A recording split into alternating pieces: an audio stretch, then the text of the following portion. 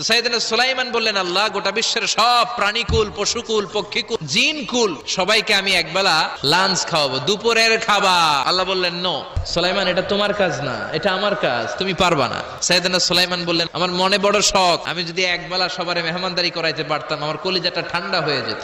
আল্লাহ বললেন, ওকে, ট্রাই করে দেখো পারো কিনা। সাইয়েদনা সুলাইমান আলাইহিস সালামের অনুসারী ছিল জিনেরা। জিনের বাদশারে বলল, জিনের বাদশা, যাও সাগরের পাড়ে 40 কিলোমিটার জায়গার মধ্যে খাবারের আয়োজন করো। জিনের বাদশা বিশাল বিশাল ডেগ পাতিল নিয়ে সমস্ত জিনদেরকে নিয়ে রান্না বান্নার কাজ শুরু করলো। 40 কিলোমিটার ব্যাপী জায়গা নিয়ে খাবার তৈরি করা হচ্ছে। সব যখন রান্না শেষ, চলে এলো সেই মহেন্দ্রক্ষণ। ইন দ্য মিন টাইম সাগরের ভেতর থেকে এক বিশাল আকৃতির তিমি মাছ করে ডেকে বলল, সুলাইমান, খাবার দাও। উনি ঘোষণা দিলেন, যাও এটারে খাবার দাও। তিমি মাছ বিশাল বড় করে বসে আছে সাগরে।